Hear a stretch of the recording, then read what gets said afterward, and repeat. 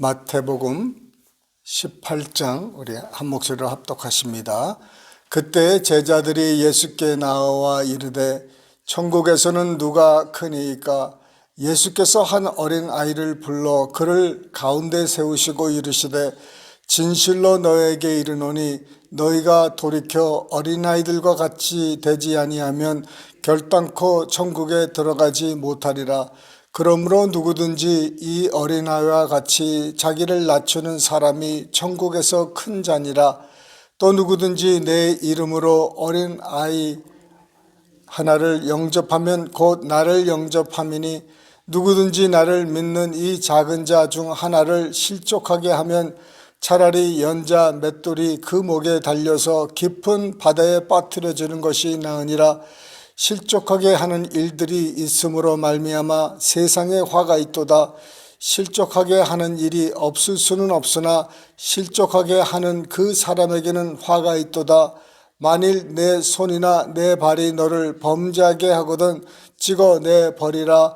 장애인이나 다리 저는 자로 영생에 들어가는 것이 두 손과 두 발을 가지고 영원한 불에 던져지는 것보다 나으니라.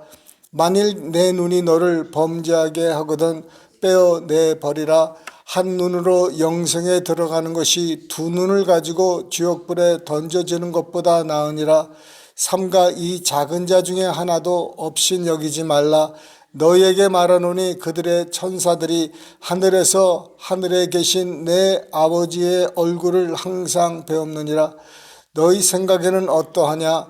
만일 어떤 사람이 양 100마리가 있는데 그 중에 하나가 길을 잃었으면 그 99마리를 산에 두고 가서 길 잃은 양을 찾지 않겠느냐?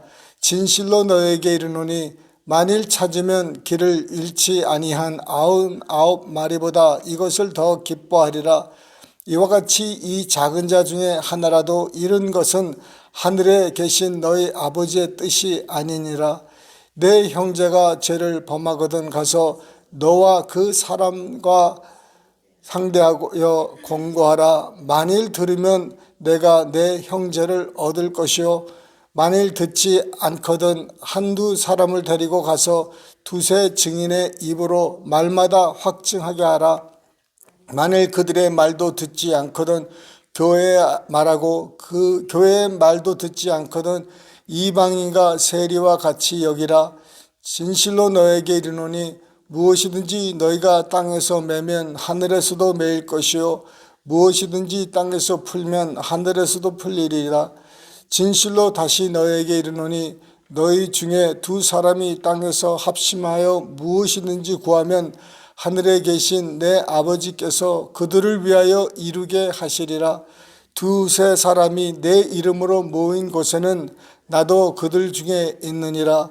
그때 베드로가 나와 이르되 주여 형제가 내게 죄를 범하면 몇 번이나 용서하여 주리이까? 7번까지 하오리이까? 예수께서 이르시되 내게 이르노니 7번 아니라 7번을 70번까지라도 할지니라. 그러므로 천국은 그 종들과 결산하려 하던 어떤 임금과 같으니 결산할 때에 10,000달란트 빚진 자 하나를 데려오매 갚을 것이 없는지라. 주인이 명하여 그 몸과 아내와 자식들과 모든 소유를 다 팔아 갚게 하라 하니 그 종이 엎드려 절하며 이르되 내게 참으소서 다 갚으리이다 하거늘 그 종의 주인이 불쌍히 여겨 놓아 보내며 그 빚을 탕감하여 주었더니 그 종이 나가서 자기에게 100데나리온 빚진 동료 한 사람을 만나 붙들어 목을 잡고 이르되 빚을 갚으라 하매 그 동료가 엎드려 간구하여 이르되 나에게 참아 주소서 갚으리이다 하되 허락하지 아니하고 이에 가서 그가 빚을 갚도록 옥에 가두거늘 그 동료들이 그것을 보고 몹시 딱하게 여겨 주인에게 가서 그 일을 다 알리니 이에 주인이 그를 불러다가 말하되 악한 종아 내가 빌기에 내가 내 빚을 전부 탕감하여 주었거늘 내가 너를 불쌍히 여긴과 같이 너도 내 동료를 불쌍히 여김이 마땅하지 아니하냐 하고 주인이 노하여 그 빚을 다 갚도록 그를 옥졸들에게 넘기니라. 너희가 각각 마음으로부터 형제를 용서하지 아니하면 나의 하늘 아버지께서도 너에게 이와 같이 하시리라. 아멘. 제자들의 질문이 천국에는 누가 크니까? 이 12 제자가 서로 얼굴을 보면서 자리 다툼을 어느 정도 하고 있습니다.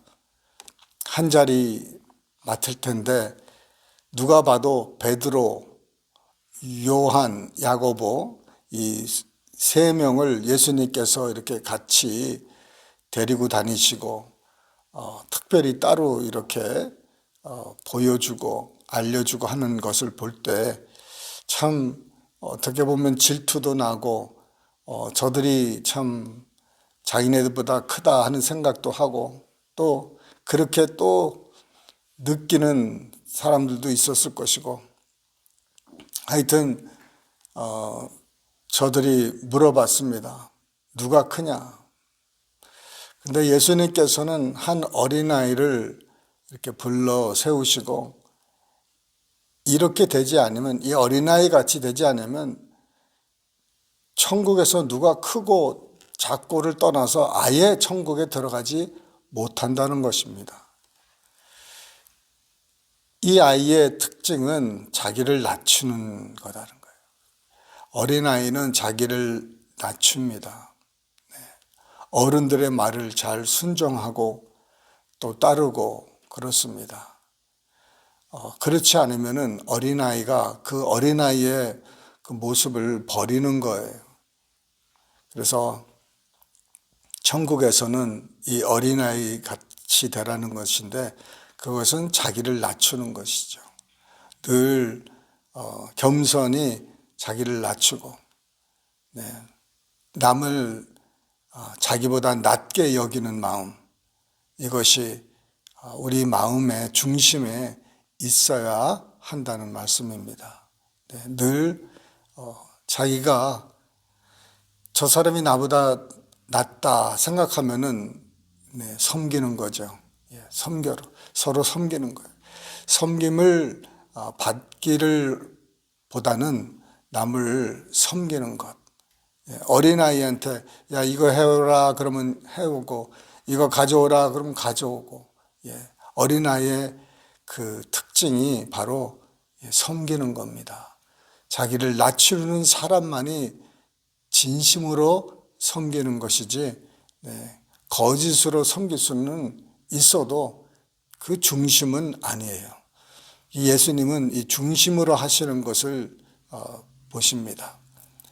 이 어린아이의 또 하나의 특징은 많이 모른다는 거예요. 어린아이들이 뭐 지금 대학생들이나 고등학생들이 하는 그 과목들을 이해를 못하지요. 천천히 이렇게 한 단계씩 배워가면서 하는데 이 어린아이들은 잘 많이 모른다는 거. 우리 예수 믿는 사람들도 점점점 가면 갈수록 우리가 기억해야 될 것은 결국은 우리가 아무것도 모른다. 많이 모른다고 이렇게 해야 돼요. 나는 누구보다도 더 많이 알고 있다. 이 마음은 아닙니다. 알면 알수록 이 겸손해야 되고 내가 모르는 게 더 많다는 것을 깨달아야 되는 거죠. 박사들은 깨닫는 게 뭡니까? 박사들이 깨달아야 되는 것은 내가 아는 것보다 모르는 게 더 많구나 이 세상에는. 이거를 깨달아야 참 박사입니다. 이거 깨닫지 못하면 그 사람은 박사가 아니에요. 여러분 이 나비 있지 않습니까? 호랑나비라든지 무슨 여러 가지 종류의 그 나비들이 얼마나 많아요. 어린 아이 때 우리 그 나비 채취해서 이렇게 모아 수집하고 이렇게 하는 거 여러분 많이 하셨는지 모르지만 우리 때는 그 나비들 이런 거 또 우표 수집 이런 걸 많이 했어요. 그 나비나 우표나 이런 것들을 1년을 쳐다보고 있으면은 웬만한 세계 인구의 한 90%보다는 내가 우표나 나비에 대해서 잘 알게 되는 거예요. 이 세계 인구의 90%보다. 이 세계 인구의 90%는 뭐 한 가지를 1년을 집중해서 보는지를 않아요. 이거를 3년에서 5년 하면은 박사가 된다는 것이죠. 석사와 박사가 되고 학사가 되는 건데, 그래서 전공을 하는 것이죠. 그래서 하다 보면은 거기에 대해서 세계 인구의 99%에서 97%보다 내가 더 잘하는 거예요. 그래서 여러분들 생각하기에 내가 뭘 아는 게 뭐 있을까? 내가 뭘 알아? 내가 잘하는 게 뭐가 있어? 그렇지만은요, 뭐 한 가지를 한 2, 3년만 파보세요. 네, 무엇이든지 요리면 요리, 뭐 청소면 청소, 뭐 어떤 기계 한 가지, 이거를 뭐 컴퓨터면 컴퓨터, 그러면은요, 전 세계의 97%보다 여러분 그것에 대해서는 여러분이 박식한 거고 유식한 거예요. 그런데 어린아이는 결국은 뭐예요? 내가 모르는구나. 3년, 5년 박사가 됐는데 보니까는 더 많은 거예요. 의사들도 마찬가지고, 의사가 다 알면은 다 고쳐야 되는데 다 못 고쳐요. 더 큰 병원에 보내고 더 큰 시설에 보내고 그러잖아요. 할 수 있는 게 없어요. 많이. 그런 것처럼 우리가 늘 어디에 있든지 교회나 가정이나 사회에서 알면 알수록 자기를 감추는 것. 제가 그 뉴욕의 어느 교회에 이제 섬기고 있을 때 주일학교 선생님이 한 분 계셨어요. 저는 이제 전도사였고, 이제 이분이 이제 보니까 말도 없고 늘 겸손하고 늘 그냥 항상 이렇게 수줍어 하시고 뭐 그러시는 거예요. 딱 보면은 시골 아저씨예요. 시골 아저씨. 내가 시골에 가면 볼 수 있는 흔한 아저씨 모습이에요. 특별히 옷도 잘 입는 것도 아니고 못 입는 것도 아니고 그냥 수수하게 그냥. 거의 1년이 지나서 그분의 진짜 모습을 알게 됐어요. 내과 의사시더라고요. 서울대에서 한국에서도 의사고 여기 와서도 의사시고, 그리고 그 의사협회에서 회장까지도 하시고 그러시더라고요. 그런데 제가 저 사람이 한 번도 나하고 얘기하면서 자기 학벌에 대해서, 자기 직업에 대해서, 자기 가정에 대해서, 자기 위치에 대해서 한 말씀도 안 하세요. 얼마나 편하게 우리를 대해주고 그랬는지, 정말 저렇게 겸손하셨던 분이구나. 네, 정말 존경심이 생기더라고요. 우리도 정말 바울이 그 성경 신약의 반 이상을 쓴 장본인인데도 그는 늘 하는 말이 나는 죄인의 괴수다는 거예요. 나는 정말 구원받을 수 없는 정말 나쁜 사람이었는데, 교회를 핍박했던 사람인데 정말 하나님의 은혜로 이렇게 됐다는 거예요. 하나님의 은혜다는 거예요. 내가 나된 것은 내가 잘나서 그런 게 아니라 하나님의 온전한 은혜다는 것이죠. 이게 바로 정말 낮추는 자의 참 모습입니다. 나는 너희들의 사도다. 이 사도의 그 자격이나 사도의 그 권위를 앞세워 가지고 그 이방인들을 막 왕노릇하지 않았어요. 그는 늘 겸손해서 하나님 앞에, 사람 앞에 자기를 늘 낮추는 거예요. 여러분, 그 사람들이 그 바울에 대해서 뭐라고 그러냐면은, 이 사람이 자기들 가운데서 이렇게 말씀을 전하고 이렇게 할 때는 사람들이 저 사람은 왜 이렇게 말주변이 없어? 왜 그렇게 키도 작고 몸에 상처 투성이고 그 뭐 부자도 아니고, 아마 그분이 바울이 우리 가운데 오면은 참 유명한 분이 왜 이렇게 저렇게 말을 못하지? 왜 이렇게 능력이 이렇게 많이 안 보이지? 이렇게 생각을 했대요. 네, 이렇게 생각했어요. 그런데 편지를 읽어보면 와, 이 사람 봐라, 이렇게 되는 거예요. 우리하고 있을 때는 정말 아무것도 아니고 맨날 텐트나 깁고 있고 말이에요. 이러는 사람이 편지를 써서 보내니까는 와, 이거 편지는 이 사람이 이 사람이야 할 정도로 이 편지에는 엄청난 무게와 이 권위가 있었다는 것이죠. 그래서 이 편지가 남아 있는 거예요. 정말 이 자기를 낮추고 자기를 정말 아무것도 아니라는 거. 예. 얼마 전에 그 친구 목사가 이 어떤 재미있는 사진을 보내줬는데, 그 만화 영화에 그 갑옷을 아주 이렇게 우주복을 입는 거예요.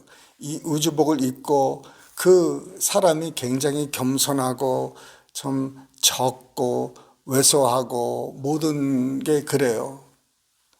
그런데 그 사람이, 그 만화 그 주인공이 또 다른 사진인데 아주 그냥 뭐 머리에 포마드도 바르고 번쩍번쩍 그러고 뭐 장비도 엄청난 좋은 장비를 다 갖고 있는 거예요. 아주 그 두 사진을 이렇게 봤을 때 와, 거기는 그냥 굉장한 거고 여기는 굉장히 초라하고 왜소하고 막 이런 거예요. 겸손하고 뭐 얕고, 여기는 아주 당당하고 막 힘이 넘치고 막 그러는 거예요. 그러면서 그 위에 타이틀이 우리 전도사님이 목사 안수 받을 때 일주일 후의 모습이래요.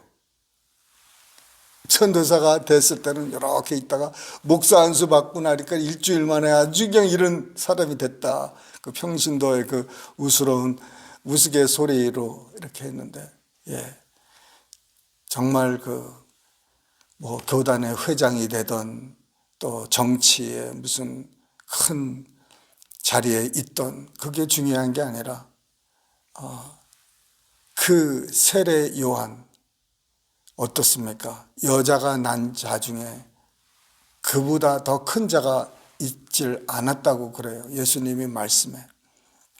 그는 참 어려서부터 주의 나라를 위해서 자기를, 나는 이런 위대하신 그리스도의 그 종이다, 내가 그를 앞서 나가서 길을 예비하는 나는 위대한 선지자다, 이렇게 아니고 나는 광야에서 외치는 자다. 나는 그의 신들매를 풀 수 있는 자격도 안 된다. 그는 승하여야 되고 나는 쇠해야 된다. 이 에레투가 늘 함께 했습니다. 그 제자들이 와서, 아니 지금 저 사람한테 세례를 줬는데 저 사람이 저쪽 건너편에서 세례를 주는데 다 글로 갑니다. 다 글로 가는 거예요. 우리가 인기가 완전히 없어졌어요. 다 예수님한테 가는 거예요. 세례 받겠다고. 예수님이 세례 준 것도 아니에요. 제자들이 세례를 줬거든요. 그러니까 이 제자들, 요한의 제자들이 이거 뭡니까? 이제 장사가 이제 안 된다는 거예요. 우리 교회가 예전에는 컸는데 지금 아주 뭐예요? 다른 교회로 다 가고 뭐 뿔뿔해지고 저쪽 교회는 막 커지고 우리는 적어지고, 이거 뭡니까? 그럴 때 요한이 뭐라 그래요? 예수님이 구세주라고 그리스도라는 걸 전해야 될 사람은 바로 너희들이다. 너희들이다. 저 교회들을 축복해주고 잘되는 교회를 축복해주고 하는 것은 너의 몫이다. 네. 왜냐하면 이것이 다 천국 일이니까. 천국 일이에요. 어느 교회가 안 되고 어느 교회가 잘 되고 이런 것들은요. 예. 그게 중요한 게 이 천국 일이 잘 되도록 해줘야 되는 거예요. 우리 교회를 위해서 기도하지만 이 클락스빌에 있는 모든 교회를 위해서 마음에 두고 기도해 주시고 다 부응해야 되죠. 왜? 잃어버린 영혼들이 너무 많다는 거예요. 잃어버린 영혼이. 11절에 보면은 뭐라고 돼 있어요? 없음이라고 돼 있죠. 예. 왜 없습니까? 없다는 것은 그 옛날 사본에는 11절 내용이 없다는 거예요. 11절 내용이 없어요. 그래서 현대 번역은 주로 그 옛날 오래된 사본에 없으면은 이렇게 아예 그냥 없애버려요. 다른 어떤 사본에는 있어요. 그래서 11절이나 없다는 구절을 넣는 번역이 있고 이렇게 아예 빼놓는 그 현대 그 번역은 주로 많이 빼요. 근데 이 11절에 무슨 내용이 있냐면은 그 누가복음 19장에 10절에 이렇게 돼 있어요. 인자가 온 것은 잃어버린 양을 찾아 구원하는 데 있다는 것이에요. 예. 그것이 그 인자가 온 목적이라는 것입니다. 그러면서 이제 잃어버린 양 비유를 하시는 거예요. 100마리가 있는데 그중에 한 마리를 잃어버리면 어떡하느냐, 내버려 두겠느냐. 그 양을 찾으러 가는 것처럼 인자도 찾으러, 그 아버지의 뜻은 그 한 마리도 한 명도 잊어버리지 않는 거라는 거예요. 그 한 영혼이 주님께로 돌아올 때 얼마나 하나님이 기뻐하시는지 천국에서는 난리 나는 거예요. 그 기쁨을 너희들이 알아서 그 아버지에게 기쁨이 되는 것은 우리가 그 잃어버린 영혼들을 주님께로 인도하는 것이다. 이것이 우리의 교회의 사명이에요. 그러니까 교회가 잘 돼야 되겠죠. 왜? 잃어버린 영혼이 너무 많아요. 잃어버린 영혼들이 얼마나 많습니까? 우리 주위에도 얼마나 많이 있습니까? 우리 동네에도 얼마나 많이 있습니까? 이 동네를 여러분 다니면서 주님, 이 동네, 내 살고 있는 이 동네, 이 사람들을 내게 주시옵소서. 이렇게 기도하면서 그 동네에 일어나는 일들을 잘 살펴보시고, 어려운 일이 있으면 도와주고. 왜냐하면 내가 다른 동네 사람들까지 신경을 못 써요.